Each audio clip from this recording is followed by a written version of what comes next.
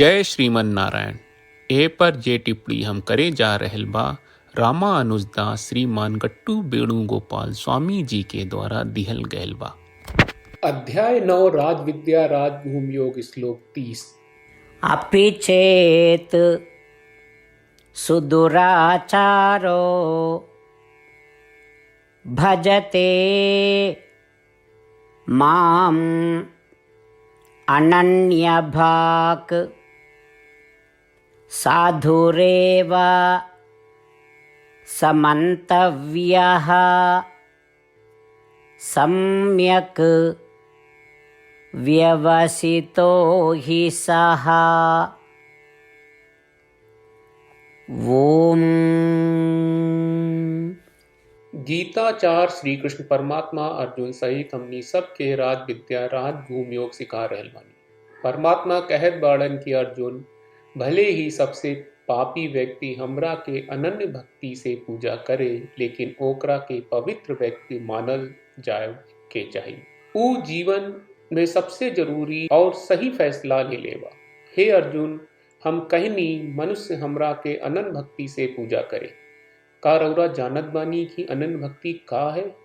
अनन्य भक्ति के मतलब बा कि ऊ खाली हमरा के पूजा करे, और चूंकि हम सब में मौजूद बानी एही से ऊ सब का के सम्मान करे।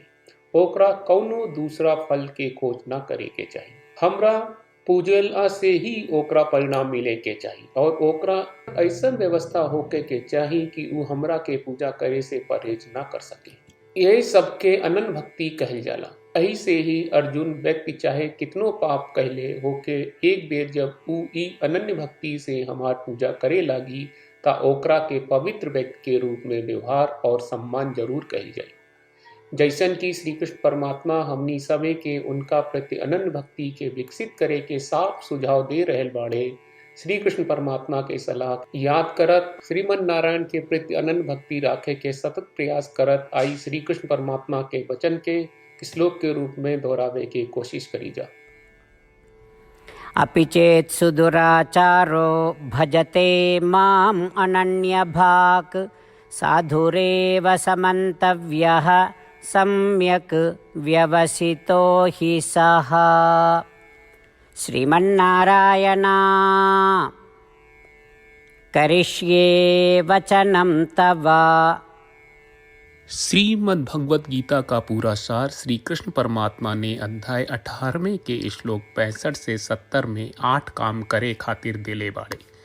श्री कृष्ण कहले, हम ओ लोगन से प्रेम करनी जो लोग इन 8 बातन के मान तारे।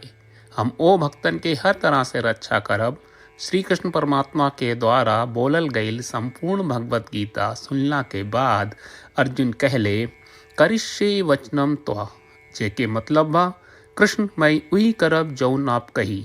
यही कारण बा श्री कृष्ण अर्जुन के हर तरह के सफलता आ विजय प्रदान करेले। आई परमात्मा के आपन व्रत देई कि हमनी के ये 8 गौ कर्म के पालन करी जा।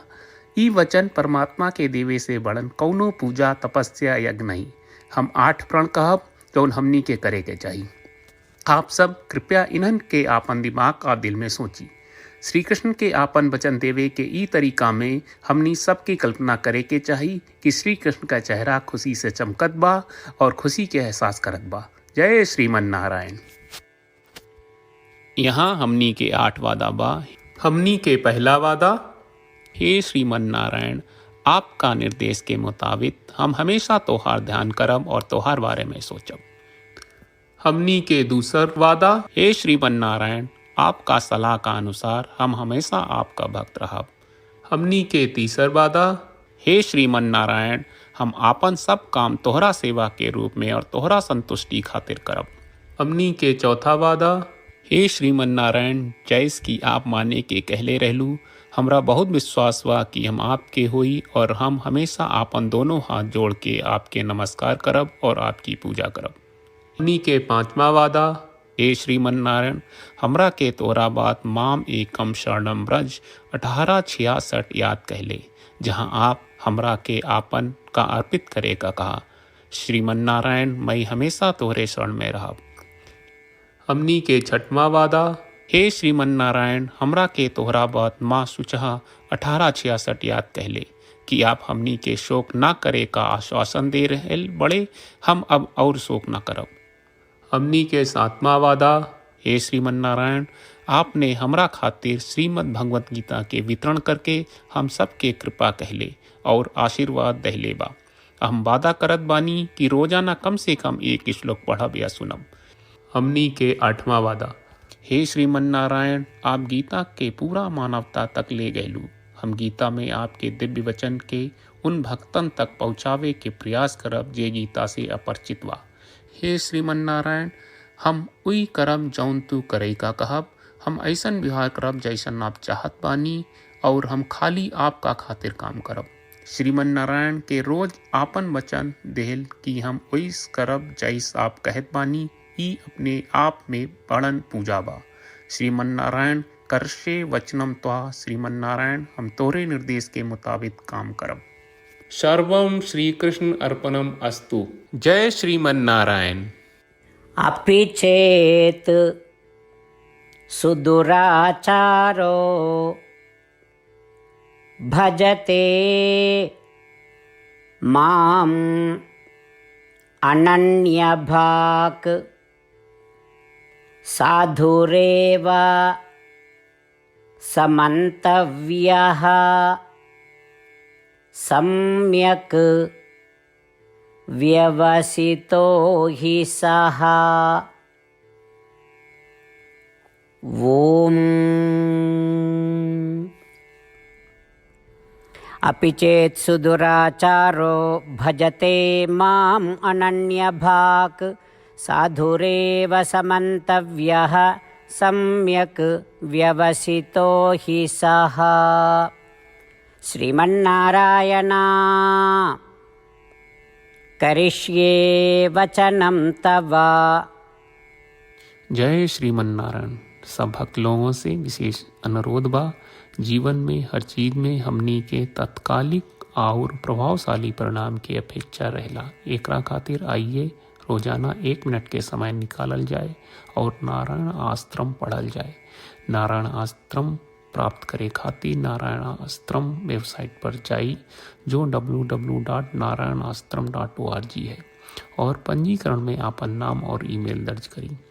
आपके द्वारा प्रदान कईल गई ईमेल पर आपका एक नारायण आश्रम PDF प्राप्त हुई।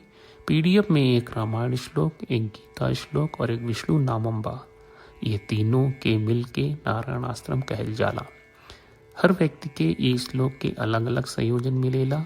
जब हर कोई 24,000 भक्तन के साथ रोजाना आपन नारायण आश्रम पढ़त आ सुनत बा, ता हर दिन संपूर्ण रामायण का 1 दौर, श्रीमद् भगवत गीता पारायण के 33 दौर और श्री विष्णु सहस्त्रनाम स्तोत्र पारायण के 24 दौर प्रतिदिन पूरा होएला। ई एक बहुत ही उल्लेखनीय और विलक्षण परिणाम बा, जौन हर एक दिन ऐस करे से निकलेला।